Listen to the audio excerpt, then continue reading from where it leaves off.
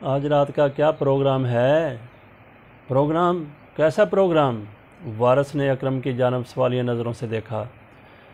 اکرم نے ادھر ادھر دیکھا، آس پاس کوئی نہیں تھا۔ اس نے جیب میں ہاتھ ڈالا اور سگریٹ کی ڈبیا وارث کو دکھاتے ہوئے کہا، میں اس پروگرام کی بات کر رہا ہوں۔ نہیں یار، وارث نے اکرم کے ڈبیا والے ہاتھ کو واپس اس کی جانب جیب میں ڈالتے ہوئے پرزور آواز میں کہا، میں نشہ بازی سے توبہ کر چکا ہوں۔ میں کب کہہ رہا ہوں تم توبہ توڑ دو؟ اکرم نے وارث کا ہاتھ پکڑ لیا۔ اتنی دیر ہم نے ایک ساتھ نشہ کیا ہے، آخری بار نشہ کرنے سے کچھ بگڑ نہیں جائے گا۔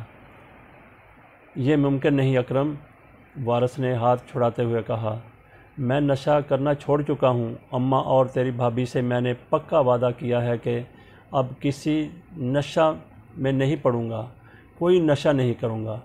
میری بات غور سے سن وارث، میں نے بھی اپنے ابا سے نشہ نہ کرنے کا وعدہ کیا ہے، مگر آج… اکرم نے بات کرتے ہوئے روک کر ادھر ادھر دیکھا۔ گاؤں میں وہ آیا تھا یار۔ وہ کون؟ وارث نے تجسس سے پوچھا۔ وہی یار جو پورے گاؤں میں مال سپلائی کرتا ہے۔ اس نے کہا کہ آج بڑا اعلیٰ کوالٹی کا مال ہے، مگر میں نے منہ پھیر لیا کیونکہ میں نے ابا سے وعدہ کیا ہوا تھا کہ اب نشے کو کبھی ہاتھ نہیں لگاؤں گا۔ وہ بھی بڑا عجیب آدمی نکلا۔ اس نے ہیروئن کی ایک نہیں کئی پڑیاں میری جیب میں ڈال دی اور پیسے بھی نہیں لیے، اکرم نے رازداری سے کہا۔ اس کی بات سن کر وارث چند لمحوں کے لیے سوچ میں پڑ گیا۔ اس سے نشے کی لت میں مبتلا ہوئے زیادہ عرصہ نہیں گزرا تھا۔ نشے نے اس کے جسمانی اور روحانی احساسات پر نہایت برے اثرات مرتب کیے تھے۔ اس کی تباہ کاریوں کا احساس ہونے پر اگرچہ وہ توبہ کر چکا تھا، لیکن ہیروئن بھرے سگریٹ دیکھ کر اس کا جی للچانے لگا۔ اس سے پہلے کہ وہ رضامندی کا اظہار کرتا، اس کی آنکھوں کے سامنے یکے بعد دیگرے اس کی اماں، بیوی اور بچوں کے چہرے گھومنے لگے۔ میں کچھ نہیں جانتا اکرم، میرے چھوٹے چھوٹے بچے ہیں۔ نشے کی لت پہلے ہی میری صحت اور زندگی دونوں کو تباہ کر چکی ہے۔ مجھے کچھ ہو گیا تو میرے گھر والوں کو کون سنبھالے گا؟ میرے علاوہ میری ماں اور بیوی بچوں کا خیال رکھنے والا کوئی نہیں۔ وارث اتنا کہہ کے جانے کے لیے آگے بڑھا، مگر اکرم آڑے آ گیا۔ وارث، ایک منٹ رک جاؤ، سنو تو صحیح، میں بھی بہن بھائیوں میں سب سے بڑا ہوں، مجھ پر بھی گھر کی بہت ذمہ داریاں ہیں، مگر اتنا تو سوچ کہ ایک بار نشہ کرنے سے ہم مر تو نہیں جائیں گے۔ آج اگر وہ مجھے یہ نہ دے کے جاتا تو میرے دل میں نشہ کرنے کا خیال بھی نہ آتا۔ اوپر سے یہ ہے بھی بالکل مفت، اس لیے میری بات مان لے، آخری بار نشہ کرنے میں کوئی حرج نہیں ہے۔ اکرم کسی صورت وارث کی جان چھوڑنے کو تیار نہیں تھا۔ تمہیں یاد ہے ہم نشہ کرنے کے بعد ہر بار یہی عہد کرتے ہیں، آج کے بعد کبھی نشہ نہیں کریں گے، مگر وہ کل آتی ہے، نہ کبھی آئے گی۔ وارث کے لہجے میں مایوسی نمایاں تھی۔ تم ٹھیک کہتے ہو میرے یار، لیکن یقین مانو آج واقعی ہم آخری بار نشہ کریں گے، اس کے بعد میں تمہیں کبھی مجبور نہیں کروں گا، اکرم نے التجائیہ لہجے میں کہا۔ اس بار وارث نے اکرم کی بات کا کوئی جواب نہیں دیا۔ وہ تذبذب کا شکار ہو گیا۔ ہم دونوں نئی زندگی شروع کریں گے، نہ کبھی نشہ کریں گے، نہ نشہ کرنے والوں سے تعلق واسطہ رکھیں گے۔ اکرم نے تیر ٹھیک نشانے پر لگتا دیکھا تو مزید اکسایا۔ تم ہر بار یہی بات کہتے ہو، وارث نے بے بسی سے کہا۔ مجھ پر اعتماد رکھو، کچھ نہیں ہوگا، اکرم نے اس کے کندھے پر ہاتھ رکھتے ہوئے کہا۔ میں اتنا اصرار اس لیے کر رہا ہوں کیونکہ ہم دکھ سکھ میں ہمیشہ ساتھ رہے ہیں، اس لیے اس کو ترک بھی اکٹھے ہی کریں گے۔ اماں اور تیری بھابھی کو پتہ چل گیا تو میں کس منہ سے ان کا سامنا کروں گا؟ وارث کے چہرے پر فکر مندی کے آثار ابھر آئے۔ انہیں پتہ نہیں چلے گا، اکرم نے پرجوش لہجے میں کہا۔ میں تمہیں گارنٹی دیتا ہوں، ایک جگہ ایسی ہے جہاں ہم آرام سے نشہ کر سکتے ہیں اور تب واپس آئیں گے جب نشہ اتر چکا ہوگا۔ اس طرح کسی کو پتہ بھی نہیں چلے گا۔ کون سی جگہ؟ وارث نے چونک کر پوچھا۔ نیلی حویلی، اکرم نے سرگوشی کی۔ کیا نیلی حویلی؟ وارث کے منہ سے بے ساختہ نکلا۔ نیلی حویلی کا نام سن کر وہ بری طرح سہم گیا تھا۔ آواز دھیمی رکھ یار، اکرم نے سرگوشی سے کہا۔ وہ محفوظ ترین جگہ ہے اس کام کے لیے، نہ وہاں کوئی جاتا ہے نہ کوئی ہمیں دیکھے گا۔ تمہیں پتہ ہے وہ جگہ آسیب زدہ ہے، وارث گھبرا کے بولا۔ ہم نے کون سا آسیب کو تنگ کرنا ہے یار، نشہ کریں گے اور واپس آ جائیں گے، اکرم نے جھنجھلا کے کہا۔ بادل نخواستہ وارث راضی ہو گیا۔ دونوں میں اچھی دوستی تھی، مگر نشے کی بری لت پڑ چکی تھی۔ نشہ منشیات کا ہو یا بری عادت کا، انسان کو کہیں کا نہیں چھوڑتا۔ انسان اگر اس لعنت سے چھٹکارے کا پختہ ارادہ نہ کرے تو ہر مرتبہ آخری بار کہہ کر نفس کو لذت پہنچاتا ہے، مگر کبھی آخری باری نہیں آتی۔ انسان رفتہ رفتہ اپنے انجام کی طرف بڑھتا چلا جاتا ہے، حتیٰ کہ موت مقدر ہو جاتی ہے۔ نشے کا عادی فرد یہ بھی نہیں سمجھتا کہ اس کے پیچھے اس کا گھر بار ہے، پورا نظام زندگی ہے۔ اگر اسے کچھ ہو گیا تو پھر سارا آشیانہ ہی برباد ہو جائے گا، مگر نفس کی لذت اسے یہ بات کہاں یاد آنے دیتی ہے۔ برا انجام کار اس کی طرف لمحہ بلمحہ بڑھتا چلا جاتا ہے، مگر وارث اور اکرم کا انجام اتنا اچانک اور بھیانک ہوگا خود ان دونوں کے وہم و گمان میں بھی نہیں تھا۔ سیالکوٹ میں ڈسکا سے سنبڑیال کی طرف تقریباً وسط میں جس مقام پر آپ کو ٹھنڈک کا احساس ہونے لگے اور تازگی کا خوشگوار احساس آپ کو تر و تازہ کر دے، فوراً سمجھ جائیں آپ نہر کنارے واقع سبز و شاداب گاؤں روشن نگر کی حدود سے گزر رہے ہیں۔ یہیں پر علاقے کا تھانہ بھی آباد ہے، جس کی حدود میں روشن نگر اور آس پاس کے دیگر دیہات آتے ہیں۔ یہاں کھڑے تانگے اور پک اپ گاڑیاں مسافروں کو روشن نگر گاؤں لے جانے کے لیے سورج ڈھلنے تک کھڑی رہتی ہیں۔ یہی روشن نگر وارث اور اکرم کا گاؤں تھا، جس کی آبادی کے باہر کھیتوں کے بیچوں بیچ نیلی حویلی واقع تھی۔ نیلی حویلی کو یہ نام اس کے نیلے رنگ کی وجہ سے ملا تھا۔ حویلی چاندنی راتوں میں چہار سو اپنا نیلا رنگ بکھیرتی تو دیکھنے والے دنگ رہ جاتے۔ دور سے دیکھنے پر ایسا معلوم ہوتا جیسے کھیتوں میں خوبصورت نیلا پھول کھلا ہوا ہے۔ دن کی روشنی میں تو ایک عام سی حویلی دکھائی دیتی، مگر رات کے وقت یہ خوبصورت شاہکار نظر آتی تھی۔ کسی زمانے میں یہ بہت خوبصورت اور عالیشان ہوا کرتی تھی، مگر رفتہ رفتہ اس کا حسن گہن آ گیا۔ کہا جاتا ہے تقسیم ہند سے پہلے پرانے وقتوں میں اس حویلی میں علاقے کا نواب ٹھاٹھ باٹ سے زندگی گزارتا تھا۔ 19ویں صدی بر صغیر میں ایسٹ انڈیا کمپنی میں قدم رکھا تو دیگر علاقوں کی طرح اس حویلی پر بھی انگریز قابض ہو گئے۔ بہرحال بر صغیر سے انگریز اپنی بساط لپیٹ کر رخصت ہوا تو وقت کا پہیہ گھومنے کے ساتھ ہوتے ہوتے نیلی حویلی چودھری عمر دراز کے آباء و اجداد کے حصے میں آ گئی۔ چودھری عمر دراز کا باپ چودھری حاکم ایک نیک نام اور نیک دل انسان تھا۔ روزانہ رات کو حویلی کے بڑے صحن میں بیٹھک جمتی، گاؤں کے بڑے بوڑھے اکٹھے ہوتے، ہر قسم کے موضوعات پر تبصرے ہوتے، کہہ کے بکھرتے، مگر چودھری حاکم کی وفات کے بعد یہ سلسلہ دم توڑ گیا۔ اس کی وفات کے بعد بھی چودھری عمر دراز کی ماں اور بیوی حویلی کے دروازے ہمیشہ گاؤں کے لوگوں کے لیے کھلے رکھتے۔ سارا دن گاؤں کی عورتوں کا ان کے ہاں آنا جانا رہتا، لیکن رفتہ رفتہ حویلی کی رونق کی وجہ بننے والے مکین مر گئے۔ پہلے چودھری عمر دراز کی ماں پراسرار حالات میں موت کا شکار ہوئی، پھر اس کی بیوی بھی ایک دن اچانک زندہ جل مری۔ حویلی سے متعلق عجیب و غریب کہانیاں گاؤں میں پھیلنے لگیں۔ مشہور ہو گیا کہ حویلی آسیب زدہ ہو گئی ہے۔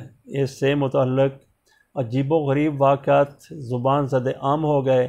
اب یہ حویلی نہیں رہی تھی جو کبھی گاؤں والوں کی آنکھوں کا تارا ہوا کرتی تھی۔ وہاں جانے کے لیے بے چین رہنے والے لوگ اب اس سے کنی کترانے لگے۔ بہرحال چودھری عمر دراز حویلی کا واحد مکین تھا جو بچ گیا، لیکن اسے بھی ہرے بھرے درختوں میں گھری نیلی حویلی میں رونما ہونے والے پراسرار واقعات نے وہاں سے بوریا بستر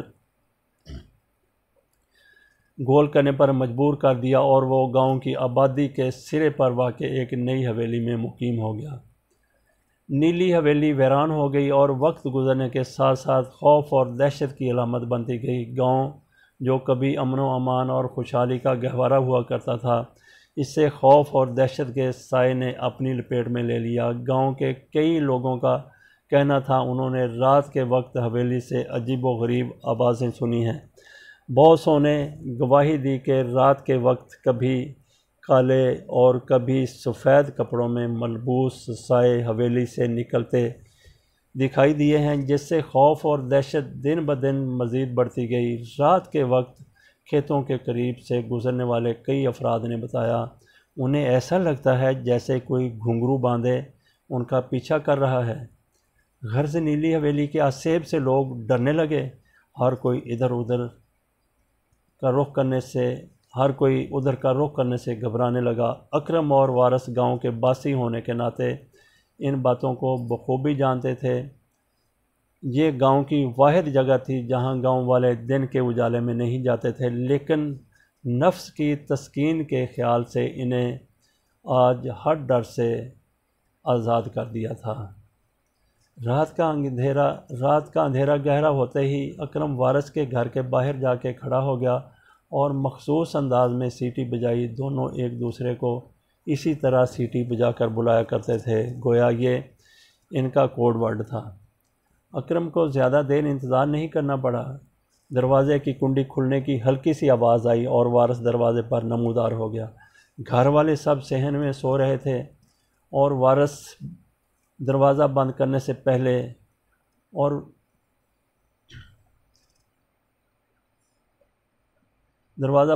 سے پہلے اس نے ایک نظر ان پر ڈالی، جیسے اس بات کی تصدیق کر رہا ہو کوئی اسے رات کے اس وقت باہر جاتے دیکھ تو نہیں رہا۔ اچھی طرح اطمینان کر لینے کے بعد اس نے آہستگی سے دروازہ بند کیا اور دونوں دوست تیزی سے اندھیری گلی طے کرنے لگے۔ گلی سے باہر آ کر دونوں مختلف راستوں سے ہوتے ہوئے نیلی حویلی کی جانب گامزن ہو گئے۔ راستے میں گاؤں کے کئی لوگوں سے ان کی دعا سلام بھی ہوئی، لیکن کسی کو کچھ بتائے بغیر وہ خاموشی سے چلتے رہے۔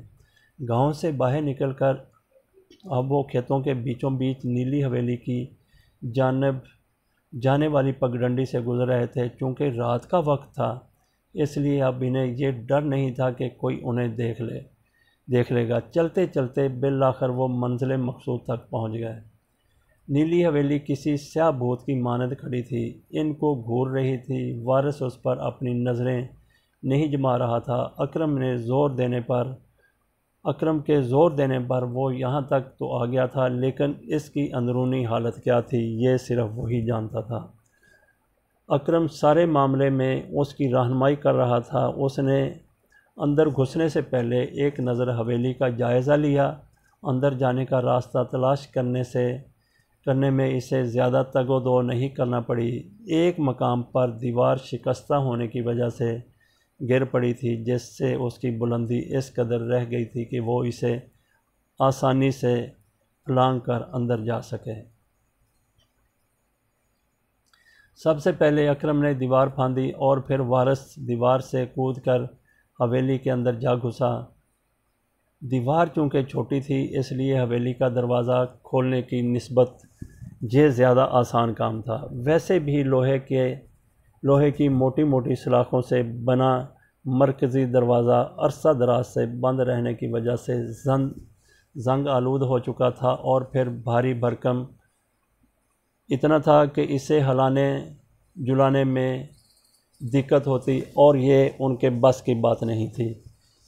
بہرحال اندر داخل ہوئے پوری حویلی میں گہرا سناٹا چھایا ہوا تھا۔ انہوں نے صحن میں نظر دوڑائی۔ پیپل کے بکھرے خشک پتوں اور خود رو لمبی گھاس کے علاوہ انہیں کچھ دکھائی نہ دیا۔ ہر جانب ویرانیوں نے ڈیرے ڈال رکھے تھے۔ چونکہ برسات کا موسم تھا اس لیے آسمان پر بادل بھی چھائے ہوئے تھے۔ سرخی مائل سیاہ آسمان پر چاند کبھی کبھار بادلوں کی اوٹ سے نکل کر رونمائی کراتا اور پھر یکدم غائب ہو جاتا۔ ہوا کے تیز جھونکوں سے بکھرے پتے ادھر ادھر اڑتے پھر رہے تھے۔ دونوں دوست پھونک پھونک کر قدم رکھتے ہوئے حویلی کے صحن سے اندر جانے کے لیے دروازے کی جانب بڑھنے لگے۔ ہوا کا کوئی تیز جھونکا آتا تو وہ چلتے چلتے رک جاتے، جیسے کوئی انہیں خاموش پیغام دے رہا ہو کہ یہاں سے واپس لوٹ جاؤ، تمہارے لیے یہ جگہ ٹھیک نہیں ہے، اس حویلی کی ویرانی سے عبرت حاصل کرو، ابھی واپسی کا راستہ موجود ہے، وقت گزر گیا تو بھاگنے کے لیے راہ ملے گی نہ کوئی دروازہ، مگر نشے کی ہوس نامعلوم قوت کے اس خاموش پیغام کو ان کے دل و دماغ تک نہیں پہنچنے دے رہی تھی۔ وارث ویسے بھی کچھ ڈرپوک تھا، اس کی حالت بہت پتلی ہو رہی تھی، اسے ایسے محسوس ہو رہا تھا جیسے اکرم کے علاوہ کوئی تیسرا بھی ان کے ارد گرد موجود ہے جو نہایت خاموشی سے ان کے ساتھ ساتھ چل رہا ہے۔ وارث کو وہ نظر تو نہیں آ رہا تھا، لیکن وہ اسے محسوس ضرور کر رہا تھا۔ اس نے اکرم کا ہاتھ مضبوطی سے تھام لیا۔ اکرم، پتہ نہیں کیوں مجھے یہ جگہ ٹھیک نہیں لگ رہی، وارث نے خوف زدہ لہجے میں کہا۔ یہ تمہارا وہم ہے یار، گھبراؤ مت، کوئی بھوت آئے گا تو اسے میں سنبھال لوں گا، اکرم نے مسکراتے ہوئے اسے تسلی دی۔ دونوں ایک دوسرے کا ہاتھ تھامے چلتے رہے۔ وارث نے پھر اس سے کوئی بات نہ کی۔ صحن ختم ہوا تو انہیں اندر جانے کا دروازہ نظر آیا۔ اکرم نے آگے بڑھ کر دروازے پر دباؤ ڈالا تو چڑچڑاہٹ کی تیز فضا میں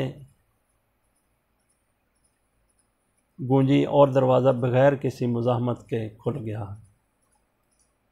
انہوں نے آنکھیں پھاڑ پھاڑ کر اندر جھانکا، لیکن ان کے سامنے اندھیرے کی دیوار حائل تھی، باہر کا منظر بھی اس سے جدا نہ تھا، چاند بھی بادلوں سے آنکھ مچولی کھیلتا ہوا کہیں چھپ گیا تھا۔ نیلی حویلی کے ویرانے اور تاریکی سے خوف زدہ وارث کا دل زور زور سے دھڑک رہا تھا۔ اکرم قدم بڑھا کر حویلی کے اندر داخل ہوا اور جیب سے ماچس نکال کر ایک تیلی جلائی تاکہ اسے کوئی ایسی چیز دکھائی دے جسے روشن کر کے وہ اندر آرام سے بیٹھ سکیں، لیکن اس کا ننھا شعلہ جتنی جگہ منور کر سکا اس میں اسے کچھ دکھائی نہ دیا۔ اس نے دوسری تیلی جلائی اور تیزی سے اسے ادھر ادھر گھمایا، اس بار اسے کامیابی نصیب ہوئی۔ آس پاس کوئی سوئچ بورڈ تو نہ ملا، البتہ دیوار پر ٹنگی ایک مشعل نظر آ گئی۔ اس نے آؤ دیکھا نہ تاؤ تیزی سے آگے بڑھ کر جلتی ہوئی ماچس کی تیلی اس میں پھینک دی، تیلی اس میں گری اور بجھ گئی۔ مشعل روشن نہ ہونے سے پسینے میں شرابور اکرم کو کچھ مایوسی ہوئی۔ ماچس چونکہ اس کے ہاتھ میں تھی، اس لیے اس نے تیسری تیلی نکالی اور اسے ماچس کے ساتھ رگڑنے والا تھا کہ اچانک مشعل میں ایک جھپاکے سے آگ کا شعلہ بلند ہوا، کچھ پھڑپھڑایا اور ٹھہر گیا۔ مشعل روشن ہو چکی تھی۔ نیلی حویلی کا وسیع و عریض حال ان کے سامنے تھا۔ اکرم اور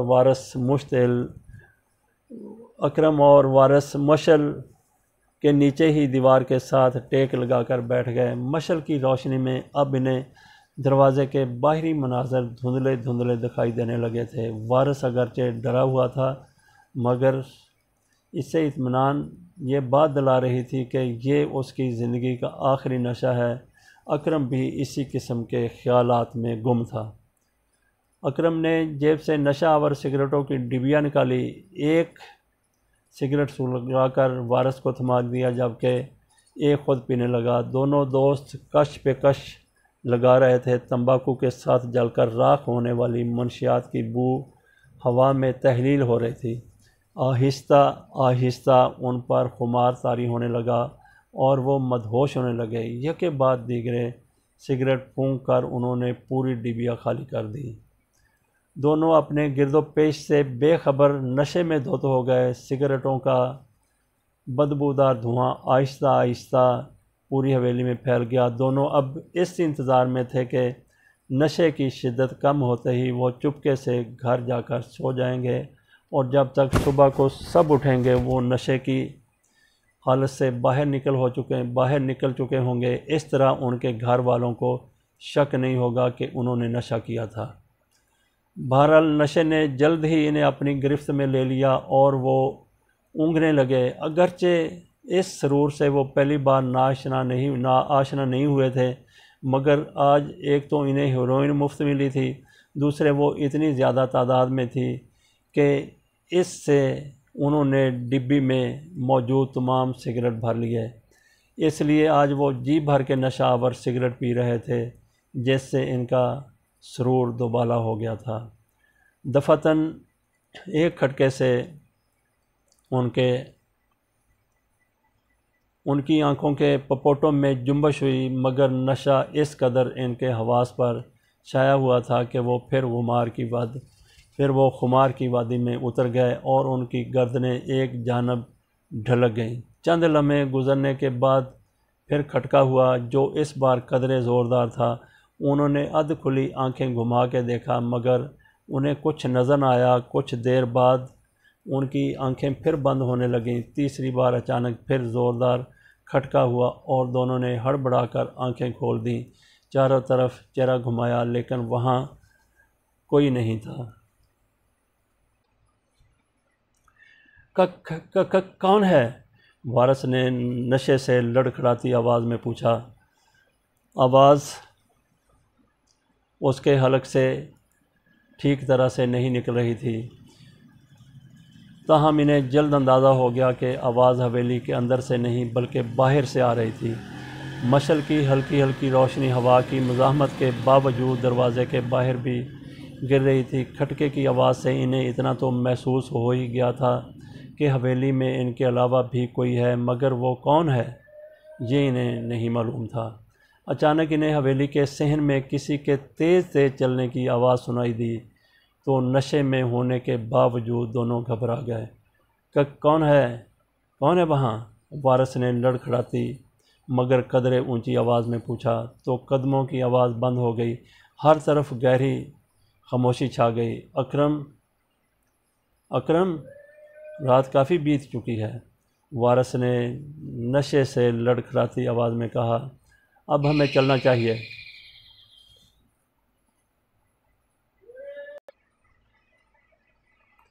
بس کچھ دیر یار، اکرم نے بھی جواباً مدہوش آواز میں کہا۔ نشہ کچھ اتر جائے، بس تھوڑی دیر اور۔ دونوں باتوں میں مصروف تھے کہ صحن سے آنے والی گڑگڑاہٹ کی تیز آواز سن کر دہل گئے۔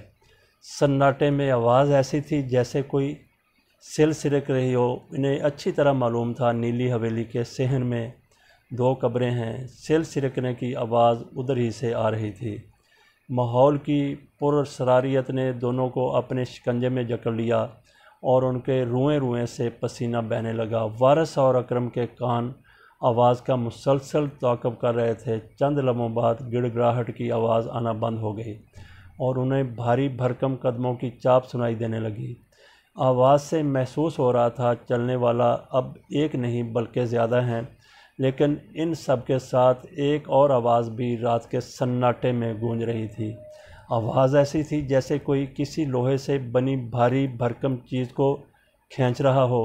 زمین پر اس آہنی شے کی رگڑ سے پیدا ہونے والی عجیب و غریب آواز نے ماحول کو مزید دہشت ناک بنا دیا۔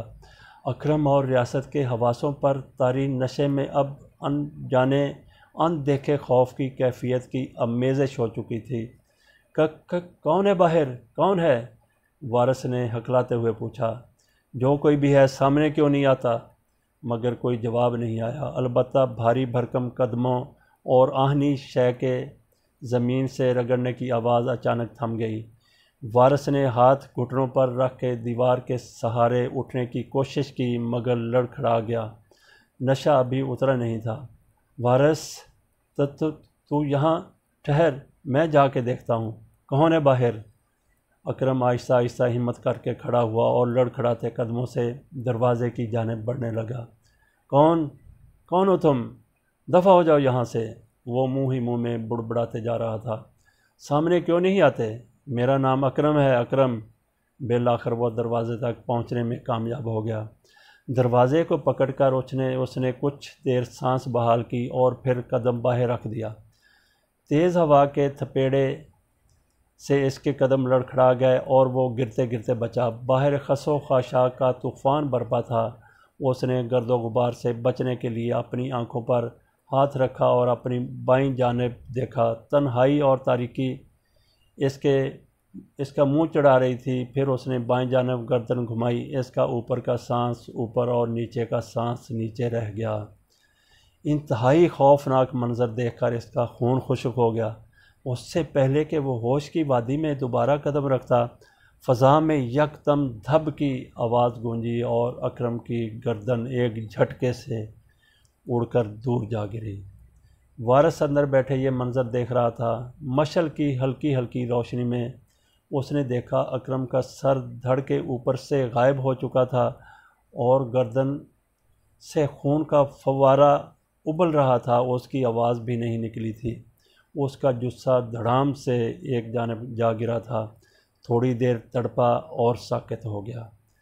اتنا دہشت ناک منظر دیکھ کر وارث کی زوردار چیخ نکلی۔ اس کی گگی بند گئی۔ وہ بری طرح سے دہشت زدہ ہو چکا تھا۔ اس نے پوری قوت سے چیخیں مارنے کی کوشش کی مگر آواز اس کا ساتھ نہیں دے رہی تھی۔ اس کے حلق سے عجیب و غریب سی غرغراہٹ نکل رہی تھی۔ مرکزی دروازے کے درمیان اکرم کی سر کٹی لاش پڑی تھی۔ گرتے پڑتے وارث نے حویلی کے اوپر جاتے زینے کی طرف جانے کی کوشش کی مگر لڑکھڑا کر گر پڑا۔ نشے اور خوف سے وارث کی حالت بے حد خراب ہو چکی تھی۔ اکرم کی موت کا دہشت ناک منظر دیکھ کر اس کے رہے سہے اوسان بھی خطا ہو چکے تھے۔ وہ اندھیرے میں ایسے ہاتھ پاؤں مار رہا تھا جیسے اپنے آپ کو کسی غیر مرئی مخلوق سے بچانے کی کوشش کر رہا ہو مگر وہاں کوئی نہیں تھا۔ وارث نے ایک بار پھر دروازے کی سمت دیکھا۔ دروازے کے بیچ اکرم کی بغیر سر کے لاش پڑی تھی۔ اس نے ہمت جمع کی اور بمشکل زینے تک پہنچنے میں کامیاب ہو گیا اور سیڑھیاں طے کرنے لگا۔ تھوڑی دیر بعد وہ پیچھے مڑ کے آنکھیں پھاڑ کے اندھیرے میں دیکھتا کہیں اس کے پیچھے کوئی آ تو نہیں رہا۔ ایک کے بعد ایک وہ زینہ طے کرتا چلا گیا اور اوپر پہنچ کر اس نے سیدھا کھڑا ہونے کی کوشش کی مگر لڑکھڑا کر دائیں جانب موجود کمرے کے دروازے سے جا ٹکرایا۔ اس کی ٹکر سے دروازہ ایک جھٹکے سے کھلا اور وہ فرش پر گر پڑا۔ اس نے جلدی سے گھسیٹ کر اپنے آپ کو اندر کیا اور کمرے میں ایک کونے میں جا کے بیٹھ گیا۔ چاند بادلوں کی اوٹ سے نکل آیا تھا اور روشن دان سے اس کی نیلگوں روشنی کمرے میں پڑ رہی تھی۔ پسینے سے وارث کے سارے کپڑے بھیگ چکے تھے۔ اس کا جسم ہولے ہولے کانپ رہا تھا۔ اس نے دونوں بازو گھٹنوں پر بچھا کر سر ان پر رکھ دیا اور گہری گہری سانس لے کر اپنے آپ کو پرسکون رکھنے کی کوشش کرنے لگا۔ اکرم کی دہشت ناک موت اس کے حواس پر چھائی ہوئی تھی۔ تھوڑی دیر بعد اس نے اپنا سر اوپر اٹھایا تو اس سے روح جسم سے سرکتی ہوئی اور اس کا جسم یکدم سرد پڑ گیا۔ اس کے سامنے سیاہ لباس میں ملبوس لمبے لمبے بالوں والا ایک ہیولا کھڑا تھا۔ بڑے بڑے بالوں کی وجہ سے اس کا پورا چہرہ نظر نہیں آ رہا تھا، البتہ اس کے شعلے برساتی لال آنکھیں اس پر جمی ہوئی تھیں۔ ہیولا کے ہاتھ میں ایک بڑا سا کلہاڑا تھا جس سے خون کے قطرے ٹپک ٹپک پر زمین پر گر رہے تھے۔ وارث نے اسے دیکھ کر زور سے جھرجھری لی جیسے پرندہ ذبح ہونے سے پہلے آخری بار پھڑپھڑاتا ہے۔ ہیولا نے بھاری بھرکم کلہاڑے کو دونوں ہاتھوں میں سے تھام کر اپنے سر سے بلند کیا اور اگلے ہی لمحے دھب کی آواز گونجی۔ اور پھر کیا ہوا؟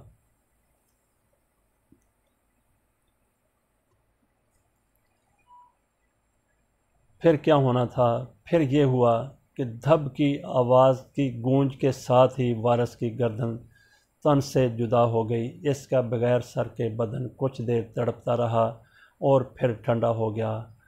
ہیولے نے وارث کا دھڑ اپنے کندھے پر رکھا، جھک کر بالوں سے پکڑ کر اس کا سر اٹھایا اور سیڑھیاں اترنے لگا۔